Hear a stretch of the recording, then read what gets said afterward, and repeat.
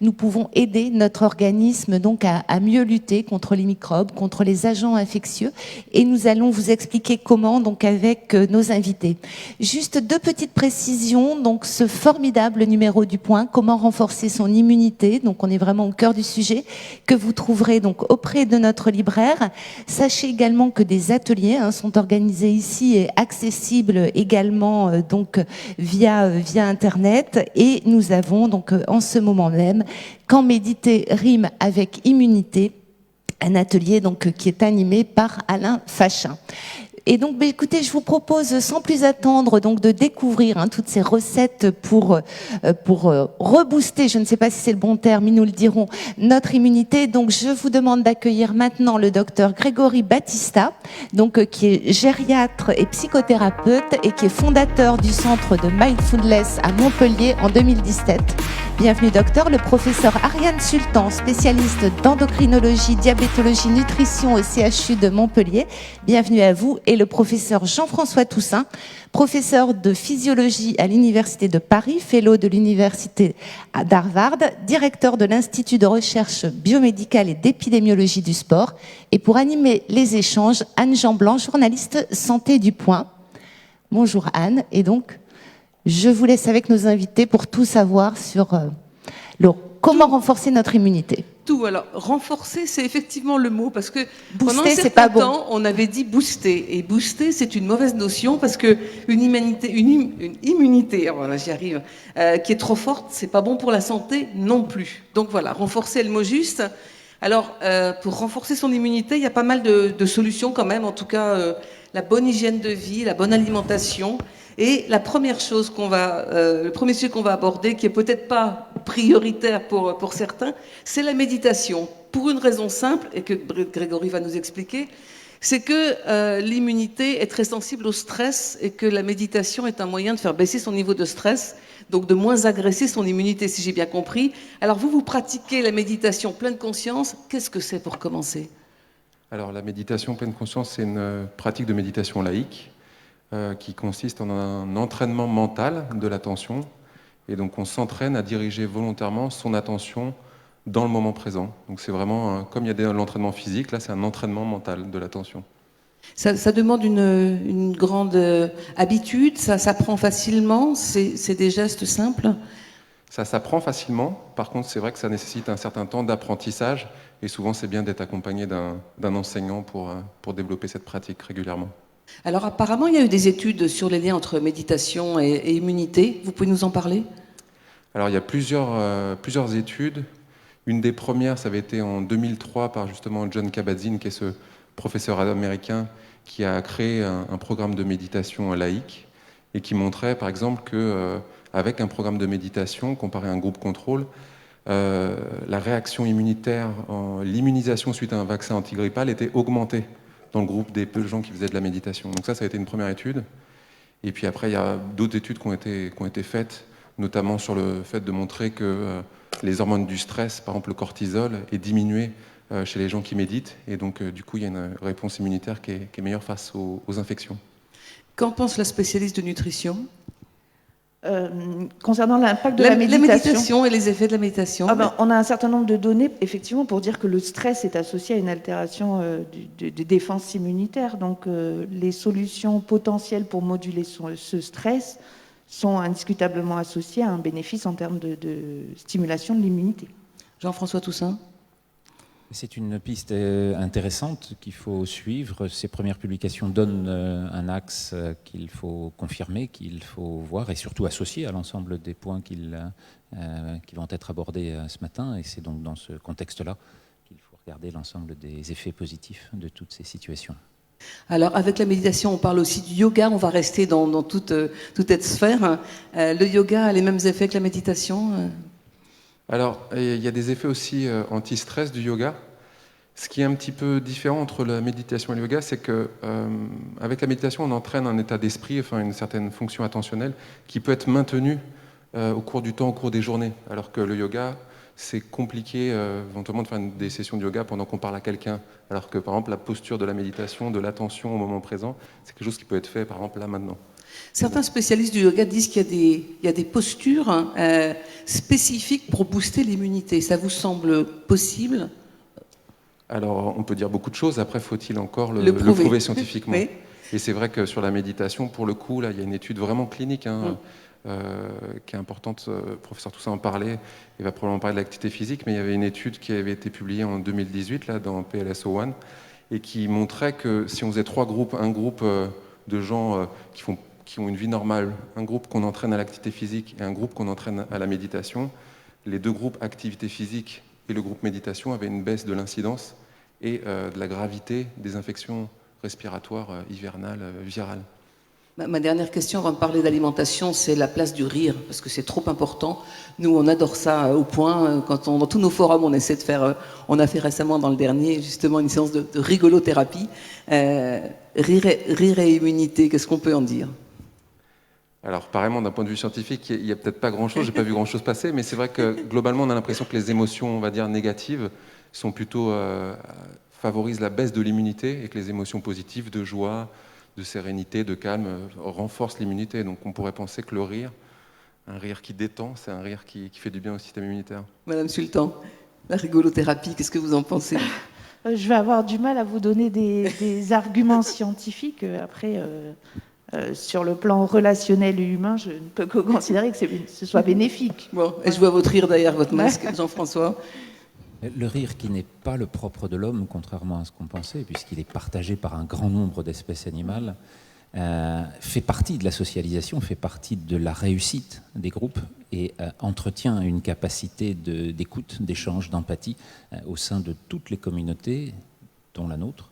Et il est évident que ce point-là, qui est celui à un moment donné du partage d'émotions positives, un partage d'une façon de vivre une vie plus heureuse, plus détendue, moins sous la contrainte telle qu'on la vit en ce moment, est un des éléments majeurs dans lequel on a vu dans toutes nos sociétés grimper l'importance qu'on accordait à cette part, depuis Rabelais et même bien avant, jusqu'à Charlie actuellement. Christophe André, que j'ai eu la chance d'interroger il y a très peu de temps, disait « Soyez empathique, c'est bon pour les autres et c'est bon pour vous aussi ». Je trouve que c'est un très très joli message. C'est bon pour les vaisseaux et c'est bon pour le cerveau. Alors maintenant, ce qui est bon pour le cerveau aussi, pour les vaisseaux et pour tout le corps, c'est l'alimentation. Alimentation et immunité, globalement, qu'est-ce qu'on peut dire ? Qu'est-ce que vous conseillez ? Puis après, on rentrera dans peut-être quelques détails un peu plus pratiques. Alors, alimentation et immunité, c'est une relation bidirectionnelle avec un lien très, très étroit. L'exemple qui va tout de suite être parlant, c'est que les personnes qui n'ont pas un état nutritionnel satisfaisant, qu'on va pouvoir par exemple qualifier de personnes dénutries, ont un risque infectieux très augmenté. Ça, c'est dans le premier sens. Et puis, on sait aussi que les personnes qui ont une infection ont besoin de plus de calories, d'énergie, ont besoin d'une diversité alimentaire suffisante pour permettre la guérison de l'infection. Et le problème, c'est que quand on a une infection, eh bien, ces substances qui sont produites, qui s'appellent des cytokines inflammatoires, ont un effet coupe-faim, qui est physiologique. Elle provoque un état d'anorexie. Et donc, on va se retrouver dans une situation où des personnes infectées vont avoir besoin de plus d'énergie pour permettre la lutte contre cette agression qui est l'infection, mais où finalement, étant donné que les substances inflammatoires ont un effet coupe-faim, elles vont moins manger. Et donc, vous voyez que quand il y a une infection, eh bien, c'est presque une préparation du terrain pour la dénutrition finalement. Ça va souvent faire, cette agression va souvent faire le lit de l'infection. Donc c'est vraiment une relation très étroite entre immunité et état nutritionnel.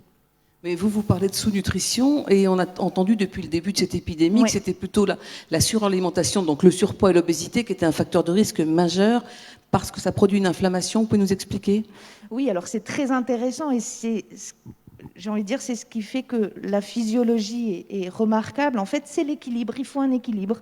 Il ne faut pas être dénutri, mais il ne faut pas non plus être surnourris, si je peux utiliser ce terme, même si j'aime pas bien, ou en situation d'obésité. Il faut trouver l'équilibre pondéral, l'équilibre nutritionnel, si l'on veut avoir une immunité totalement stimulée et efficiente.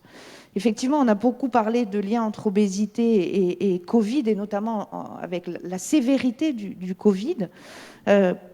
L'obésité, et notamment les obésités sévères, sont caractérisées dans le sang par un état inflammatoire chronique, à minima, ce qu'on appelle une inflammation de bas grade, en fait.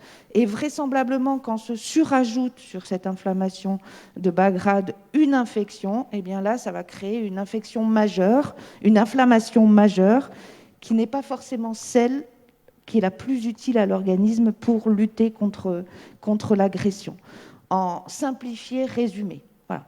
Donc, c'est exactement le corollaire que je voulais faire. Les sujets, la mise en balance, c'est le cas de le dire, les sujets dénutris sont à risque d'infection et d'inflammation, et c'est la même chose pour les sujets en obésité, a fortiori en obésité sévère.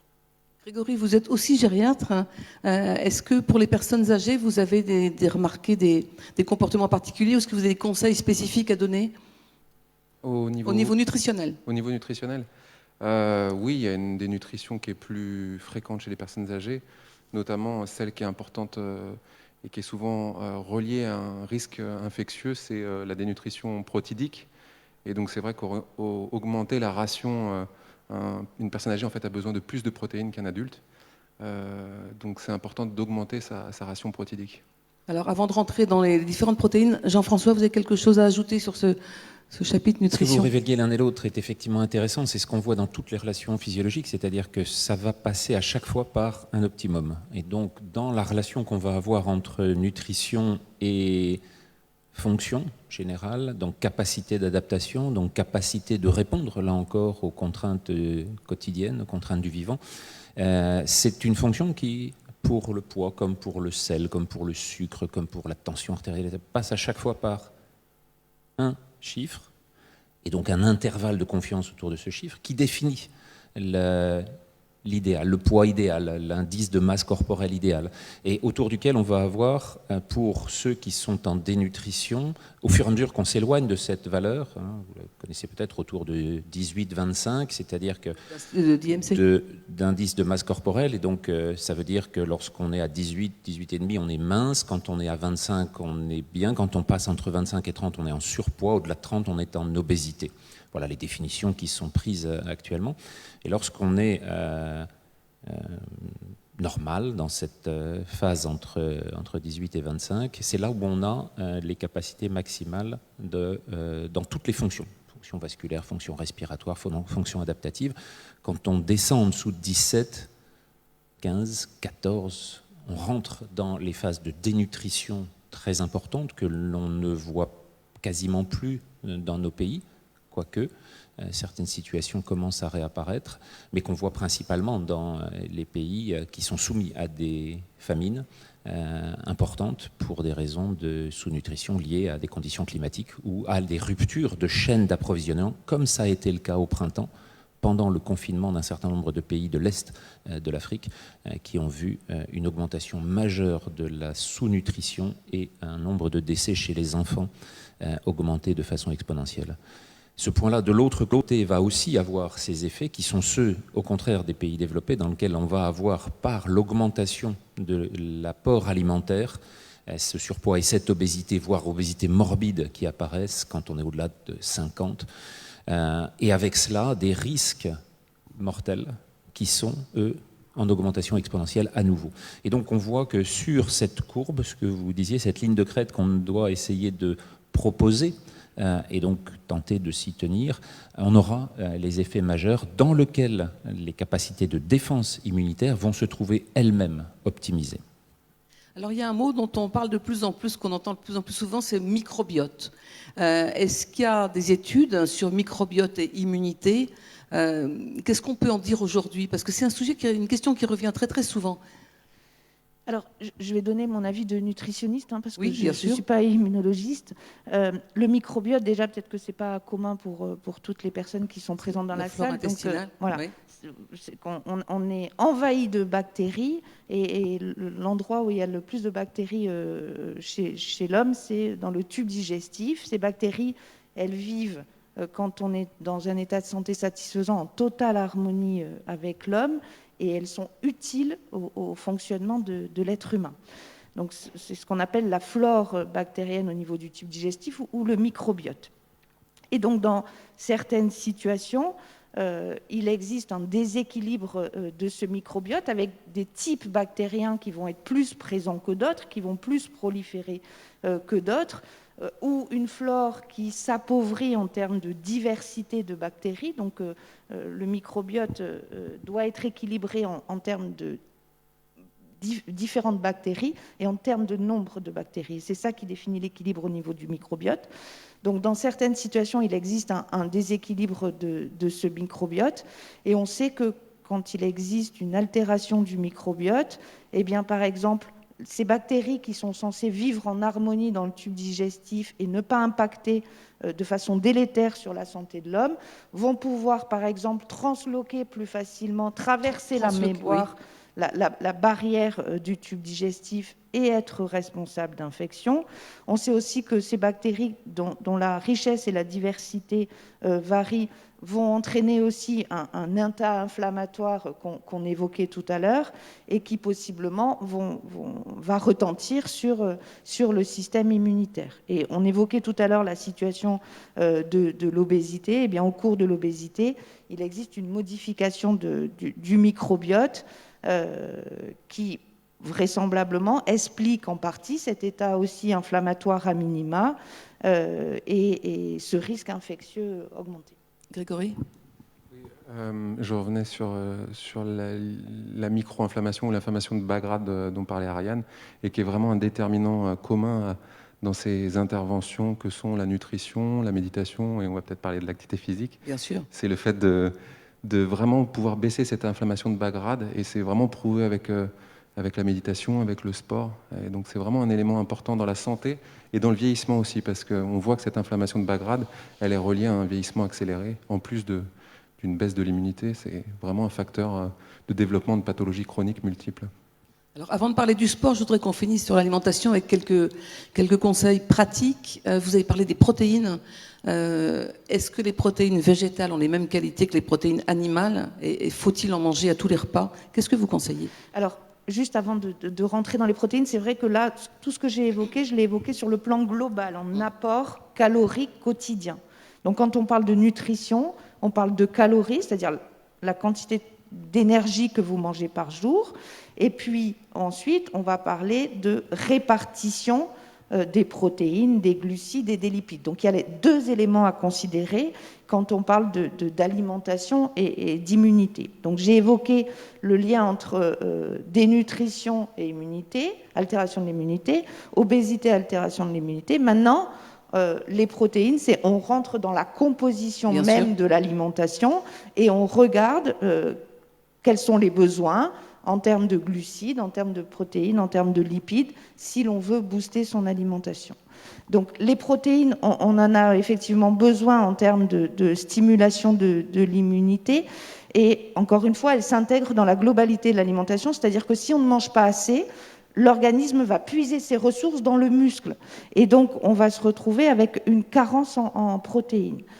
Donc, il faut manger suffisamment et puis assurer un apport protéique qui doit être, encore une fois, équilibré, c'est-à-dire pas forcément des protéines à tous les repas, mais on conseille des protéines issues des protéines animales, 2-3 fois par semaine. En fait, ça rentre dans ce qu'on appelle l'alimentation santé.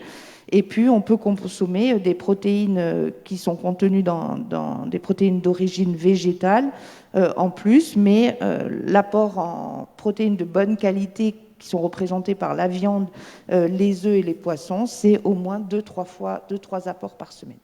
Alors, protéines, muscles, Jean-François Toussaint. Oui, c'est important de voir effectivement ce que ça donne, parce que sur ces agressions qui sont celles dans lesquelles l'organisme va aller puiser dans ses réserves protéiques musculaires, en fait, ce que l'on voit, c'est que c'est après plusieurs jours de jeûne absolu, dans lequel vous n'avez aucun apport, que ça commence.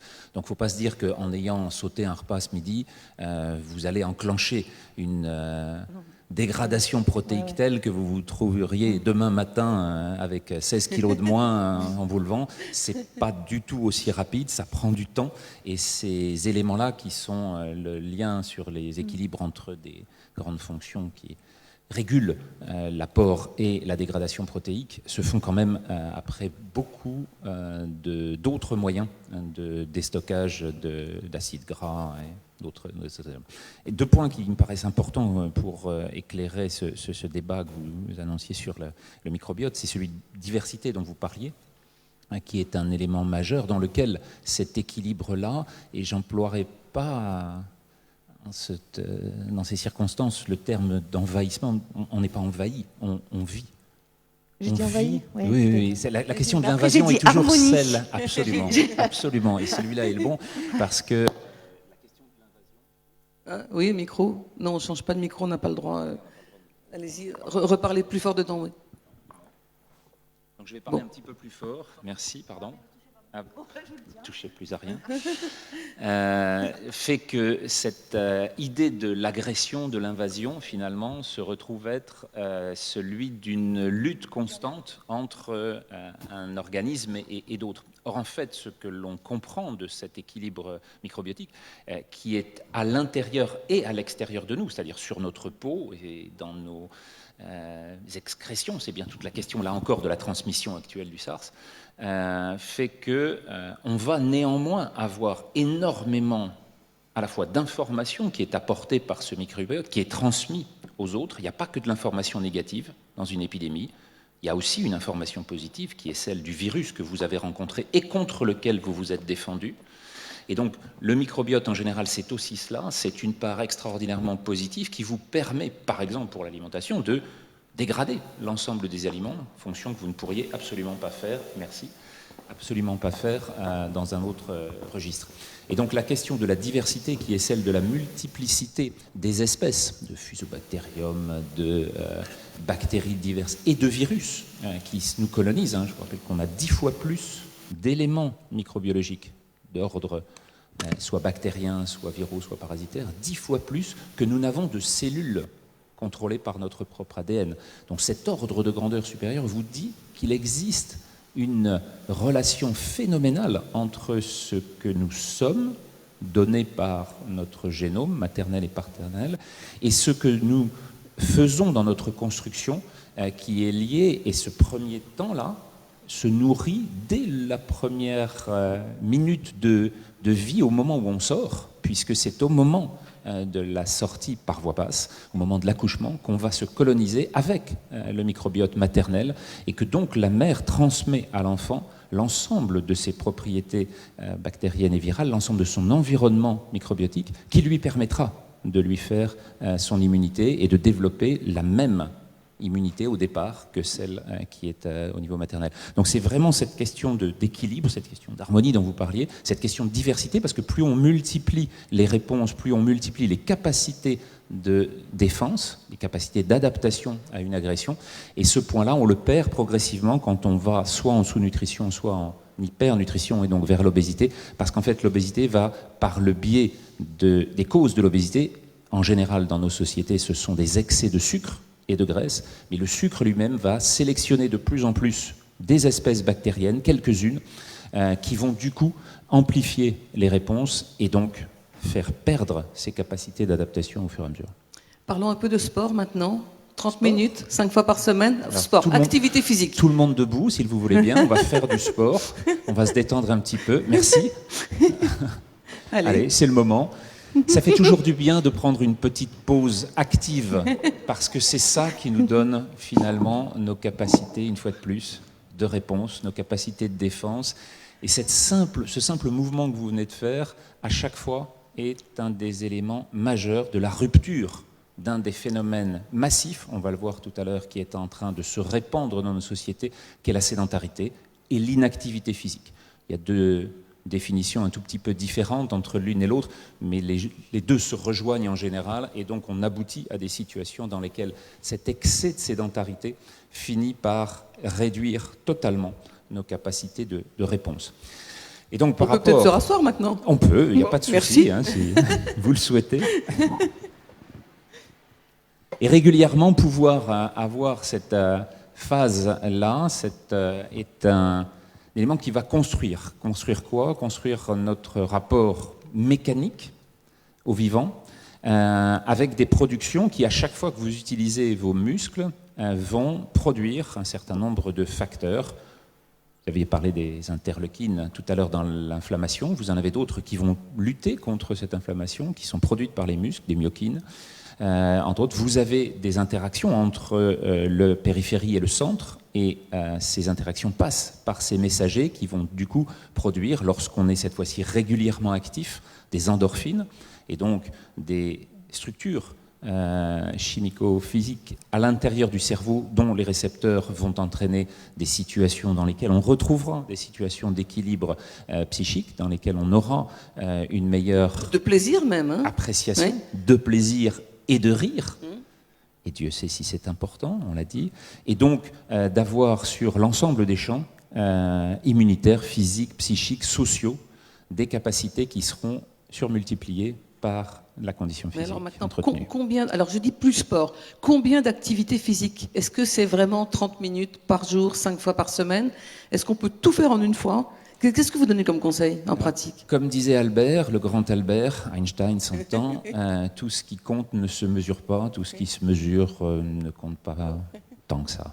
Donc se mesurer chaque jour pour savoir combien de pas on a fait, combien de grammes on a pris, etc., est une chose importante, mais tourne vite à l'obsession. Le point le plus important est de trouver, là encore, d'intégrer, d'intérioriser ces éléments-là pour en faire une conduite, pour en faire un cadre de vie dans lequel on se retrouve. Mais c'est vrai que ces recommandations, finalement, auxquelles aboutissent la plupart des instances sanitaires internationales, l'OMS, pour ne pas la mentionner, mais toutes les autres dans chacun des pays, donnent quelques idées. Alors, je ne séparerai pas l'activité physique ou l'activité sportive, c'est la même chose, en fait. Ce n'est que Non, le parce plaisir que sport, on a le que sentiment l'on que ça met la prend. barre plus haut. Mais non, ça met la compétition dans un cadre particulier de l'activité sportive, mais on peut très bien faire du sport sans compétition. Si vous avez le souhait d'aller faire de la voile cet après-midi à Palavas, aller faire de l'aviron à Béziers sur l'aéro, si vous avez envie de faire du vélo dans l'arrière-pays, Je crois que Madame Sultan, elle vous va vous êtes- interrompre là. Je vous sens êtes derrière son dans des masque. situations dans lesquelles voilà, il n'y a pas de On va tout compétition et il y a une pratique sportive, d'active, finalement, qui apportera les mêmes bénéfices. Madame Les mêmes Sultan. bénéfices. Non, je voulais juste rajouter peut-être un petit élément pratique. C'est qu'on a quand même des données pour dire que plus l'activité physique est importante, plus il y a un bénéfice sur la santé.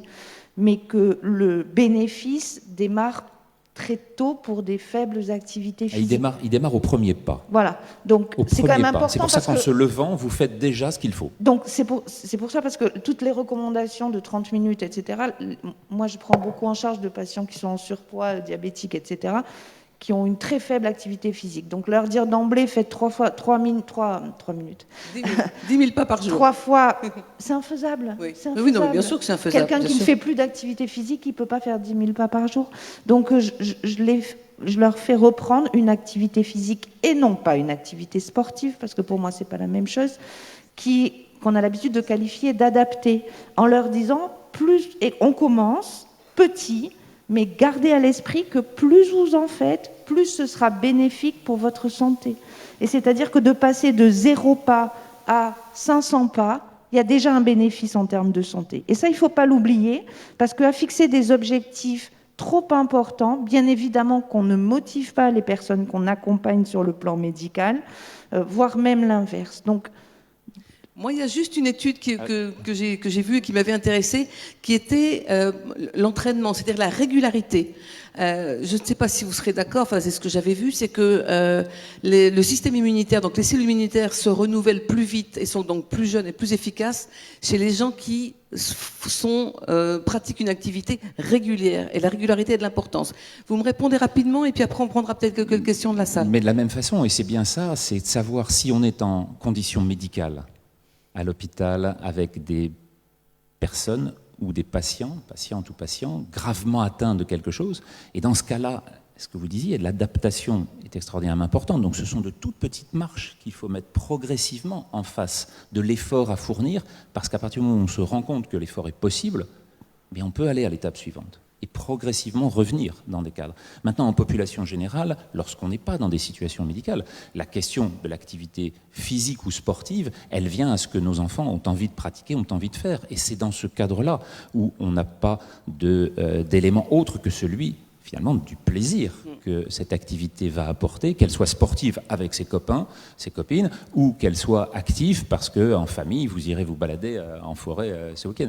Donc la question de l'adaptation est importante. Et ensuite, sur le plan immunitaire, oui, on voit très bien que sur les lymphocytes T, sur l'immunité cellulaire, sur l'ensemble des interleukines et des interférons, on a à chaque fois des éléments qui montrent que l'activité physique augmente cette capacité de réponse, cette capacité de défense, et que c'est dans ce domaine-là où des études de plus en plus nombreuses maintenant viennent dire, voilà, qu'est-ce qu'on constate actuellement ? Eh bien, sur une agression aussi importante qu'un virus nouveau comme le SARS-CoV-2, il n'y a quasiment aucune personne en situation de détresse, en réanimation par exemple, qui ait une condition physique extrêmement importantes. Ce sont à chaque fois des conditions physiques dégradées, ce sont les conditions de sédentarité, d'obésité, on va le voir tout à l'heure, oui, qui sont les éléments qui ont fragilisé c'est passionnant. Il nous reste 5 minutes. Si vous avez des questions, mais des questions très pratiques et courtes, s'il vous plaît, pour qu'on puisse en prendre plusieurs. Voilà. Madame, lève la main. Une là, s'il vous plaît. Oui. Voilà, le micro arrive vers vous.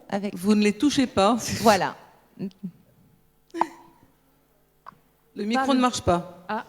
Alors, allez-y, parlez peut-être un peu fort et j'essaierai de relayer. Vous m'entendez ? Voilà, c'est bon. Ça y est, c'est voilà. Bon. On parle de l'immunité, donc davantage d'immunité par le biais du sport.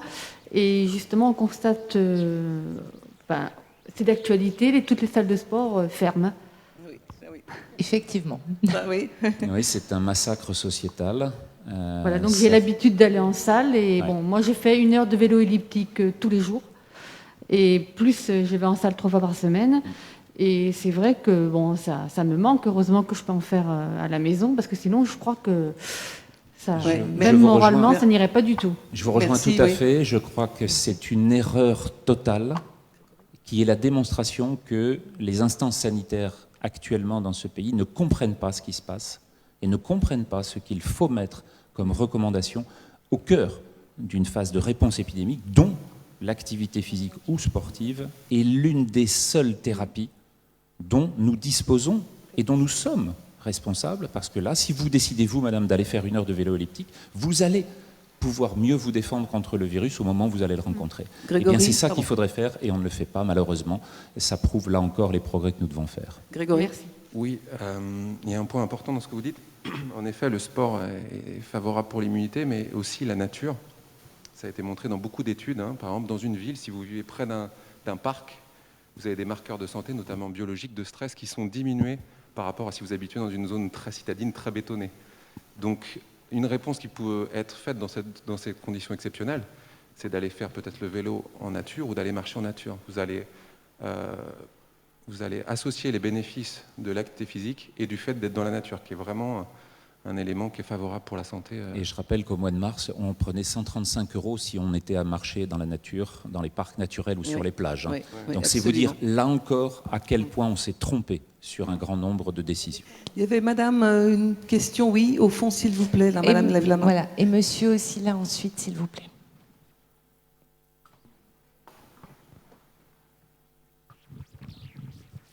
Bonjour, moi j'avais une question un peu plus technique sur les mécanismes qui expliquent le lien entre l'obésité et l'état inflammatoire, et notamment l'état inflammatoire de bas grade dont vous parliez. Oui, alors en fait, l'obésité, si on le définit sur un terme un peu plus, par une définition un peu plus scientifique, c'est une augmentation de la masse et du nombre de cellules graisseuses qui s'appellent les adipocytes. D'accord ? Donc on se retrouve avec une masse plus importante, des adipocytes plus gros et plus nombreux. En fait, cette augmentation que je vais appeler de masse adipocytaire entraîne des modifications du fonctionnement lui-même de l'adipocyte qui va changer. L'adipocyte est une cellule qui est capable de produire des substances, des hormones, et donc l'adipocyte en situation d'obésité va changer son profil de sécrétion. Je résume, parce qu'on pourrait y passer 3 heures. Le deuxième point, c'est qu'en situation d'obésité, dans le tissu adipeux, cette modification du profil de sécrétion des adipocytes va attirer dans le tissu adipeux des cellules de l'inflammation. Alors, en situation normopondérale, il y en a très très peu, et ce sont certaines cellules. En situation d'obésité, il y a beaucoup plus de cellules inflammatoires qui, ce coup-ci, envahissent le tissu adipeux, et en plus, ce ne sont pas les mêmes qu'en situation normopondérale. Et donc, dans ce tissu adipeux obèse, on se retrouve avec un cocktail de cellules adipocytaires qui modifient leur sécrétion, qui attirent leurs copains, les macrophages notamment, qui vont sécréter des substances inflammatoires. Et donc, localement, il va y avoir production de substances inflammatoires qui vont agir localement dans le tissu adipeux, mais qui ont aussi la capacité de s'exporter et d'aller agir à distance au niveau d'autres tissus, notamment au niveau du foie, notamment au niveau du muscle, et de modifier ainsi le fonctionnement physiologique de ces organes. Voilà en résumé schématique. Merci. Et la dernière question, vous aurez 1 minute 10, monsieur. On est Monsieur. désolé, mais...